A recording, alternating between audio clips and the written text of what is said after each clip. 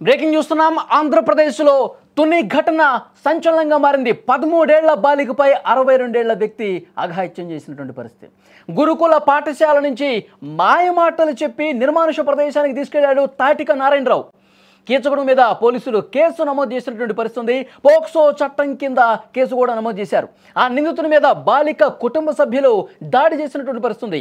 ఎప్పుడైతే ఈ ఘటన జరిగిందో అక్కడ స్థానికులు గమనించిన తర్వాత పరిస్థితి చూస్తే ఒక్కసారిగా అక్కడ ఉన్న స్థానికులు కుటుంబ సభ్యులు అందరూ కూడా అతని మీద దాడి చేసినటువంటి పరిస్థితి. ఎందుకంటే అమాయకులైనటువంటి చిన్నపిల్లల్ని కూడా టార్గెట్ చేసుకొని అక్కడ తుని గురుకుల పాఠశాలలో 8వ తరగతి చదువుతున్నటువంటి ఒక విద్యార్థినిని మాయమాటలు చెప్పి నమ్మించి వేరే ప్రదేశానికి తీసుకెళ్ళి మనుషులు ఎవరూ లేనటువంటి ప్రదేశానికి అక్కడ స్థానికంగా ఉన్నటువంటి ఒక సపోటా తోటలోకి తీసుకెళ్ళి అఘాయిత్యం చేసే ప్రయత్నం చేశాడు.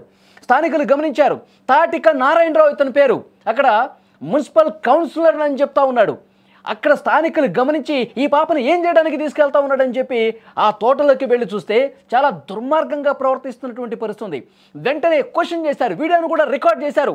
నీకు ఇంత వయసు వచ్చింది, 60 సంవత్సరాల పైగా వయసు ఉంది.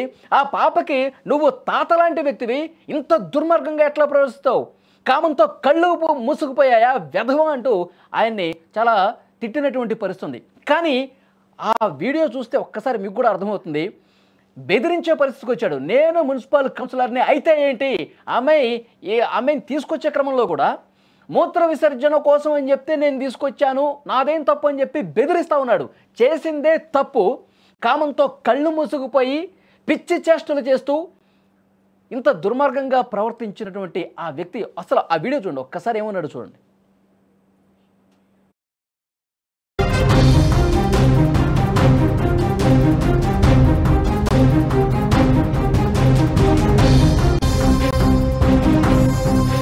మీరు ఎవరు? నేను ఎవరు? నేను మున్సిపాలిటీ కౌన్సిల్. నేను ఎక్కడ? Municipality council. నేను మున్సిపాలిటీ కౌన్సిలర్. ఇలా తీసుకొచ్చి తోటలో తీసుకొచ్చి కూడా మీరు ఎవరు? నేను ఎవరు? నేను మున్సిపాలిటీ కౌన్సిల్. నేను ఎక్కడ? Municipality council. నేను మున్సిపాలిటీ కౌన్సిలర్. ఇలా తీసుకొచ్చి తోటలో తీసుకొచ్చి కూడా మీరు ఎవరు? నేను ఎవరు? నేను మున్సిపాలిటీ కౌన్సిల్. నేను ఎక్కడ? సో ఇంత వయసు వచ్చినటువంటి ఈ దుర్మార్గుడు ఇంకా ఎంతమంది బాలికల్ని, ఎంతమంది చిన్నపిల్లల్ని ఇంత దారుణంగా మిస్బిహేవ్ చేశాడని చెప్పి పెద్ద ఎత్తున చర్చ జరుగుతుంది. ఈ విషయం తెలిసిన తర్వాత కుటుంబ సభ్యులు దాడి చేశారు. ఒక్కసారి మీరు స్క్రీన్ మీద ఆ బాక్స్లో కూడా చూడండి. విషయం తెలిసిన తర్వాత ఒక్కసారిగా కుటుంబ సభ్యులు అక్కడ స్థానికులందరూ కూడా ఆ కౌన్సిలర్ అని చెప్పుకుంటున్నటువంటి వ్యక్తిని తుక్కు రేగొట్టారు, చితగొట్టారు, తోలు తీసినటువంటి పరిస్థితి ఉంది. ఇంత దుర్మార్గంగా ప్రవర్తించావు, అసలు కళ్ళు మూసుకుపోయి నీ మనవరాలి వయసున్నటువంటి అమ్మాయితో మాయమాటలు చెప్పి రహస్య ప్రదేశానికి తీసుకెళ్తావా? అసలు ఆ పాపకు కూడా ఏం జరుగుతుందో అర్థం కాని పరిస్థితి అండి. ఏదో చెప్పుంటాడు, మాయమాటలు చెప్పుంటాడు, మీ ఇంటికి తీసుకెళ్తానని చెప్పుంటాడు, లేదంటే ఇక్కడ ఏదైనా చిన్న పనుందని చెప్పుంటాడు. మాయమాటలు చెప్తే అంత చిన్న వయసులో ఉన్నటువంటి ఆ పాపకు కూడా ఏం అర్థం కాని పరిస్థితి. సరే పెద్ద ఆయన చెప్తా ఉన్నాడు, తాత చెప్తా ఉన్నాడు, తాత పిలుస్తూ ఉన్నాడు అని చెప్పి వెళ్ళింది ఆమె. ఇంత దుర్మార్గంగా వీడు ఒక చెడు మనసుతో అక్కడికి వచ్చాడని పాపం ఆ పాపకు కూడా అర్థం కాని పరిస్థితుంది. అక్కడికి వెళితే ఆమె ఎంత దుర్మార్గంగా ప్రవర్తించింది, నా నోటి నుంచి మాటలు రావట్లేదండి. ఈ వీడియోను కూడా మేము కట్ చేశాము. ఆ పాపతో ఉన్నటువంటి వీడియోని పూర్తిగా మేము కట్ చేసాము. ఎందుకంటే ఆ చిన్న పాపకు సంబంధించిన ఏ ఒక్క చిన్న సమాచారం కూడా ప్రపంచానికి తెలియకూడదన్న ఉద్దేశంతో మీడియాగా ఒక బాధ్యతగా వ్యవహరించి ఆ పాప ఉన్నటువంటి పార్ట్ని మేము కట్ చేసి కేవలం ఆ దుర్మార్గుడి వీడియోను మాత్రమే మీకు స్క్రీన్ మీద చూపిస్తున్నటువంటి పరిస్థితి. కడుపు రగిలిపోతుంది ఆ కుటుంబ సభ్యులు. ఇప్పుడు స్థానికులు అక్కడ వీడిని గమనించారు కాబట్టి ఈ విషయం బయటకు వచ్చింది. గమనించకపోయింటే ఎంతమంది అమ్మాయిలతో, ఎంతమంది విద్యార్థినులతో, ఎంతమంది చిన్న వయసు ఉన్నటువంటి పాపలతో వాళ్ళ జీవితం నాశనం చేసే విధంగా ప్రవర్తించాడని చెప్పి ఒక చర్చ జరుగుతోంది.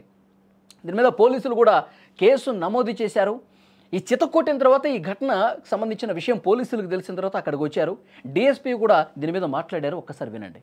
కాకినాడ జిల్లా అండి. కాకినాడ జిల్లా తుని పట్టణంలో స్కూల్లో చదువుతున్నటువంటి ఒక 13 సంవత్సరాల అమ్మాయిని స్కూల్ నుంచి ఒక వ్యక్తి, సుమారు 62 సంవత్సరాల వ్యక్తి మాయమాట చెప్పి స్కూల్లో కూడా గ్రాండ్ ఫాదర్ని నమ్మించి ఆ అమ్మాయిని తీసుకెళ్ళి ఆ అమ్మాయిని తుని అవుట్స్కట్స్లో తీసుకెళ్ళి లైంగికంగా ఎక్స్పోజ్ చేసినట్టుగా మా దృష్టికి వచ్చింది.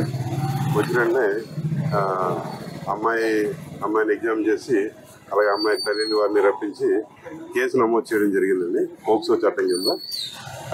పోక్సో చట్టం కింద కూడా ఏవైతే సెక్షన్లు ఉన్నాయో కఠినమైన సెక్షన్ అన్నమాట. ఎందుకంటే అమ్మాయిని ఎవరైనా మైనర్ అమ్మాయిని స్కూల్ నుంచి తీసుకుని వెళ్తే ఆటోమేటిక్ కిడ్నాప్ వస్తుందండి. అలాగే ఈ ఘటనకు సంబంధించి మరింత ఇన్ఫర్మేషన్ తెలుసుకునే ప్రయత్నం చేద్దాం. లైవ్లో జాయిన్ అయ్యారు మా ప్రతినిధి శ్రీను. ఈ కౌన్సిలర్ అని చెప్పుకుంటున్నటువంటి ఈ వ్యక్తి మనకి రాజకీయాలతో సంబంధం లేదు, వాళ్ళ ఏ పార్టీ అయినా కావచ్చు, ఏ వ్యక్తి అయినా కావచ్చు, కానీ చాలా దుర్మార్గంగా ప్రవర్తించాడు. చాలామంది అమ్మాయిల జీవితాలని నాశనం చేస్తూ ఉన్నాడు. కామంతో కళ్ళు మూసుకుపోయినటువంటి ఒక చిత్తకార్తె కుక్కలాగా బిహేవ్ చేస్తున్నటువంటి పరిస్థితి ఉంది. అక్కడ స్థానికులు ఏం చెప్తున్నారు? ఈ తాటిక నారాయణరావు అనేటువంటి ఈ వ్యక్తి గురించి ఎలాంటి సమాచారం ఉంది? అతని మీద దాడి చేసిన దృశ్యాలు కూడా మనం చూస్తూ ఉన్నాం. ఏం చెప్తున్నారు అక్కడ వాళ్ళు? అయితే నమస్తే. దీనికి సంబంధించి ఇక్కడ ఈ రోజు ఏదైతే జరిగిందో ఈ ఘటనకు సంబంధించి ప్రత్యేకించి 62 ఏళ్ల ఒక ముసలాయన ఈ ఘాతకానికి పాల్పడ్డాడంటే ఇక్కడ చాలా విఘాతానికి దారి తీసిందని చెప్పుకోవచ్చు. ఇక్కడ స్థానిక ప్రజలందరూ కూడా ఇది ఏం పని అని కూడా చెప్తున్నటువంటి పరిస్థితి. ఆయన్ని ఇక్కడ స్థానిక పోలీస్ స్టేషన్ తీసుకెళ్లడం జరిగింది. అయితే దానికి సంబంధించి ఇక్కడ అందరూ కూడా ఉదయం నుంచి కూడా పోలీసు చుట్టుపక్కల ఉన్న పోలీసు ఏదైతే ఉందో 3 మండలాల పోలీసులు అలాగే పెద్దాపురం డిఎస్పీ కూడా రావడం జరిగింది. దీని మీద ప్రెస్ మీట్ ఇవ్వడం జరిగింది. అతనిపై చట్టపరంగా పోక్సో చట్టం కింద కేసు నమోదు చేశామని చెప్పడం జరుగుతుంది. అయితే ఇక్కడ ఉన్న స్థానికులు అయితే చాలా బాధాకరమైన విషయం ఇది. ఇంత చిన్న వయసులో 8వ తరగతి చదువుతున్న పాప 13 ఏళ్ల పాపని ఏదైతే పాపని ఒక్కసారి కాదు 2-3 సార్లు తీసుకెళ్ళినట్టుగా ఇక్కడ సమాచారం అయితే తెలుసుకున్నారు. దానికి సంబంధించి ఏదైతే ఒక తోటలోకి నిర్మాణించగా ఉన్నటువంటి తోట ఇక్కడ నుంచి 15 కిలోమీటర్లు సుమారుగా ఒక 10 కిలోమీటర్ల దూరంలో ఉన్నటువంటి తోట, ఆ తోటలోకి తీసుకువెళ్లి ఏదైతే సపోటో తోటలో నేను మీ తాతని అని చెప్పుకొని అంత సిగ్గుచేటు ఇలాంటి పరిస్థితి దిగజారడం చాలా దరిద్రంగా ఉంది అని చెప్పేసి కూడా ఇక్కడ స్థానిక ప్రజలు అయితే ఎవరైతే ఉన్నారో వాళ్ళందరూ కూడా ఒప్పుకోవడం జరిగింది. శ్రీను, పాఠశాలకు సంబంధించినటువంటి టీచర్ల మీద, యాజమాన్యం మీద కూడా స్థానికులు ఆగ్రహం వ్యక్తం చేస్తా ఉన్నారు. ఎవరైనా ఒక పాపని ఇంటికి తీసుకెళ్ళటానికి వచ్చినప్పుడు అసలు వారు ఎవరు, కుటుంబ సభ్యుడా కాదా, ఏ పని మీద తీసుకెళ్తా ఉన్నాడు, కనీసం పర్యవేక్షణ లేదా? అక్కడ టీచర్స్ ఏం చెప్తా ఉన్నారు? ఇక్కడ ఉన్న పరిస్థితి ఏంటంటే ఎవరైతే ఇక్కడ హాస్టల్లో పాపని జాయిన్ చేశారో వాళ్ళకి సంబంధించి ఒక గార్డియన్ కానీ లేదంటే ఇక్కడ తల్లిదండ్రులు కానీ ఒక లెటర్ పూర్వకంగా కానీ లేదంటే డైరెక్ట్ గా వచ్చి తీసుకెళ్తేనే కానీ పాపని ఇవ్వని పరిస్థితులు అయితే ఇక్కడ ఉన్నాయి. ప్రతి వారానికి శనివారం కానీ ఆదివారం కానీ అయితే ఒక రోజు అంటూ కేటాయిస్తూ ఉంటారు హాస్టల్లో. అదే రోజు వెళ్ళడం, వాళ్ళ పాపను చూసుకోవడం, మళ్ళీ అక్కడే లోపల పంపించడం జరుగుతుంది.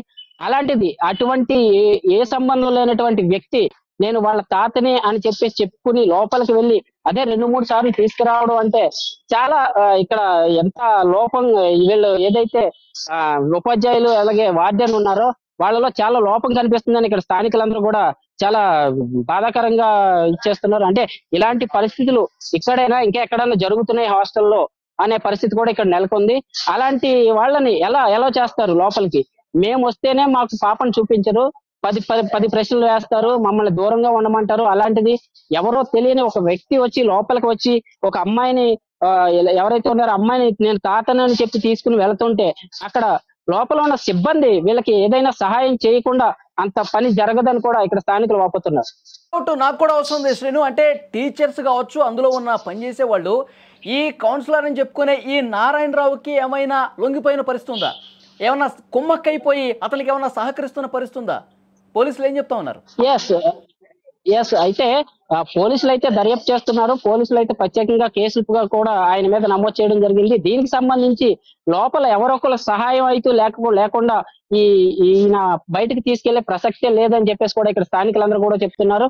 ఏదైనా ఒక వార్డెన్ కానీ లేకపోతే ఇక్కడ గేట్ మ్యాన్ కానీ ఏదైనా టీచర్స్ ద్వారా కానీ లోపల నుంచి బయటకు తీసుకొచ్చే యోచన చేస్తున్నాడు. ఆయన తీసుకొచ్చి లోపలికి తీసుకురావడం మళ్ళీ తీసుకెళ్లడం కూడా జరుగుతుందని కూడా ఇక్కడ స్థానికులు చెప్తున్న పరిస్థితి అయితే నెలకొంది. శ్రీను, ఇప్పుడు ఒక పాప విషయంలోనే ఈ విధంగా ఏమన్నా జరిగిందా, లేదంటే గతంలో కూడా అలాంటి పరిస్థితి ఉందా? గతంలో చాలా మంది విద్యార్థులతో, చాలా మంది అమ్మాయిలతో ఈ విధంగా మిస్బిహేవ్ చేసినటువంటి పరిస్థితి ఉందా? అటువంటి పరిస్థితి అయితే ఇప్పటి వరకు ఏం కనిపించలేదు. అయితే ప్రస్తుతం ఏదైతే ఇక్కడ ఈ రోజు జరిగిన 8వ తరగతి బాలిక ఎవరైతే ఉన్నారో ఆ అమ్మాయి విషయంలోనూ ఈయన 62 ఏళ్ల వృద్ధుడు ఎవరైతే ఉన్నారో ఆయన చేసిన ఇది ఒక్కటి మాత్రమే ఇక్కడైతే ప్రస్తుతం అయితే బయటకు వచ్చిన పరిస్థితి అయితే ఉంది. ఇంకా ఏమైనా ఉన్నాయా అనే కోణంలో కూడా పోలీసులు అయితే దర్యాప్తు చేస్తున్నారు. పోలీసులు లోపలంతా కూడా ఉదయం నుంచి కూడా లోపల ప్రత్యేకించి అంతా కూడా దర్యాప్తు ప్రారంభించారు.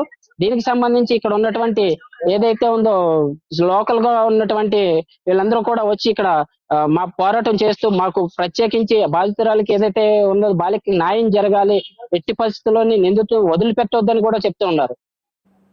ఓకే శ్రీను, మరి కోసం మరొకసారి మిమ్మల్ని కాంటాక్ట్ చేసే ప్రయత్నం చేస్తా. మొత్తానికి ఆ తాటిక నారాయణరావు అనే వ్యక్తిని చాలా తీవ్రంగా దాడి చేసినటువంటి పరిస్థితి ఉంది. కుటుంబ సభ్యులు అక్కడ స్థానికులందరూ కూడా చితగ్గొట్టారు, తోలు తీసినటువంటి పరిస్థితి ఉంది. మా అమ్మాయిని అసలు యాక్చువల్గా చెప్పాలంటే ఆ పాపకి తల్లిదండ్రులు లేరండి, బంధువులు ఉన్నారు, ఇతర కుటుంబ సభ్యులు ఉన్నారు, తల్లిదండ్రి లేరు. సో ఆ తల్లిదండ్రులు లేరన్నటువంటి విషయాన్ని తెలుసుకొని దాన్ని ఆసరాగా చేసుకొని నేను తాతనని చెప్పి చెప్పుకొని ఇంత దుర్మార్గంగా ప్రవర్తిస్తున్నటువంటి పరిస్థితి ఉంది. ఇలాంటి వ్యక్తుల్ని చాలా తీవ్రంగా దండించాల్సినటువంటి అవసరం ఉంది.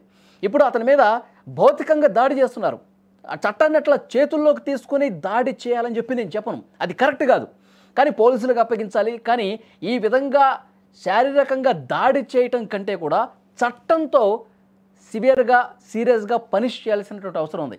ఇప్పుడు ఇంతకుముందు డిఎస్పీ కూడా మాట్లాడారు, పోక్సో చట్టం కింద అతని మీద కేసు నమోదు చేసినటువంటి పరిస్థితి ఉంది.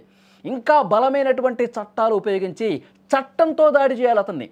బలమైనటువంటి చట్టాన్ని ఉపయోగించి మళ్ళీ జీవితంలో ఇలాంటి తప్పు చేయకుండా ఉండే విధంగా ఎలాంటి శిక్ష వేయాలో అలా శిక్షించాల్సినటువంటి అవసరం ఉంది. ఇప్పుడు అతనికి బెయిల్ కూడా రాదు. కొన్ని సంవత్సరాల పాటు జైల్లో మగ్గితే ఆడపిల్లల విషయంలో ఎలా ఉండాలి, ఆడపిల్లల్లో అసలు విషయంలో మిస్బిహేవ్ చేయకుండా ఉండాల్సింది కదా అని చెప్పి ఒక పశ్చాత్తాపం రావాల్సినటువంటి అవసరం ఉంది. ఇంత దుర్మార్గంగాన నిర్మానుష ప్రదేశానికి తీసుకెళ్ళిపోయి అంత దారుణంగా ప్రవర్తిస్తుంటే స్థానికులు గమనించి వెంబడించి వెనకాలకి వెళ్ళి చూస్తే విషయం మొత్తం బయటపడిందండి. ఎవరికంటా కనపడకపోతే గతంలో 3-4 సార్లు తీసుకెళ్ళాడంటే అట్లాగే అసలు ఎవరు చూడకుండా పోయింటే ఇదే విధంగా చేసుకుంటూ పోయేవాడు కదా. నాకేముందిలే అడ్డు, నన్ను ఎవడు క్వశ్చన్ చేస్తాడులే, కౌన్సిలర్ కదా అంటే రాజకీయాల మాటున ఎంత దుర్మార్గంగా ప్రవర్తించినా అడిగే నాథుడు లేడు, నన్ను క్వశ్చన్ చేసేవాడు ఎవరు లేడని చెప్పి ఆ ధైర్యంతో ఇంత దిక్కుమాలిన పనులు చేస్తున్నటువంటి పరిస్థితి. ఇలాంటి వెధవల్ని చాలా అంటే చాలా కఠినంగా శిక్షించాల్సిన అవసరం ఉంది. సమాజంలో బయట ఎక్కడా కూడా తిరగకుండా చేయాల్సినటువంటి అవసరం ఉంది. ఇలాంటి ముసలి నక్కల్ని, కామాంధుల్ని కఠినంగా శిక్షిస్తేనే, ఇలాంటి దుర్మార్గుల్ని కఠినంగా శిక్షిస్తేనే వేరే వాడు అలాంటి ఆలోచన చేయాలన్నా కానీ భయపడే పరిస్థితి ఉంటుంది. ఈ వీడియో చూస్తున్న ప్రతి ఒక్కరూ స్పందించండి. తునిలో జరిగినటువంటి ఈ ఘటనని ఏ విధంగా చూస్తున్నారు? ఇలాంటి నీచులకు ఎలాంటి శిక్ష వేస్తే కరెక్ట్ అని చెప్పి మీరు భావిస్తున్నారు? అసలు వీడు మనవరాలి వయసు అండి, 62 సంవత్సరాలు ఎక్కడ, 13-12 సంవత్సరాల వయసు ఎక్కడ? ఇలాంటి దుర్మార్గులు మనవరాలు వయసు ఉన్నటువంటి అమ్మాయితో ఇంత మిస్బిహేవ్ చేయాల్సినటువంటి పరిస్థితి ఎందుకు వచ్చింది? వాడి ఆలోచన విధానం ఏ విధంగా ఉందో మనకు అర్థమవుతుంది. సమాజంలో ఇలాంటివి జరగకుండా ఉండాలంటే ఎంత కఠినంగా ఉండాలన్నది కూడా మీరు రియాక్ట్ అవ్వండి, కామెంట్ రూపంలో తప్పకుండా చెప్పండి.